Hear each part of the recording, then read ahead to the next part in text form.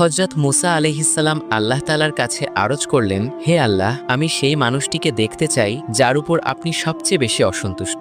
আল্লাহ তাআলা বললেন, সবুজ আর শুকনো জঙ্গলের দিকে যাও, সেখানে তুমি সেই ব্যক্তিকে দেখতে পাবে। হযরত মুসা আলাইহিসসালাম সেখানে গিয়ে দেখলেন এক লোক কাঠ কাটছে। হযরত মুসার মনে খেয়াল এলো, আল্লাহ পানাহ, নিশ্চয়ই এই সেই দুর্ভাগা মানুষ যার উপর আল্লাহ সবচেয়ে বেশি নারাজ। পরদিন হযরত মুসা আলাইহিসসালাম আবার আরজ করলেন, হে পরওয়ারদিগার, এখন আমি সেই মানুষটিকে দেখতে চাই যে আপনার কাছে সবচেয়ে প্রিয়। আল্লাহ তাআলা আবারও তাকে সেই একই জায়গায় যেতে নির্দেশ দিলেন। হযরত মুসা আলাইহিসসালাম সেখানে পৌঁছে বিস্মিত হয়ে দেখলেন সেই একই লোক আবার সেখানে উপস্থিত। হযরত মুসা আলাইহিসসালাম আরজ করলেন, হে আল্লাহ, গতকাল আপনি বলেছিলেন এই ব্যক্তি আপনার কাছে সবচেয়ে অপছন্দের, আর আজ বলছেন এই আপনার কাছে সবচেয়ে প্রিয়। আল্লাহ তাআলা বললেন, হে মুসা, তুমি গতকাল সেখান থেকে ফিরে যাওয়ার পর সেই লোকটির ছোট সন্তান তাকে প্রশ্ন করেছিল, আব্বাজান, এই গাছটির চেয়েও কি কোনো কিছু বড়? সে উত্তর দিয়েছিল,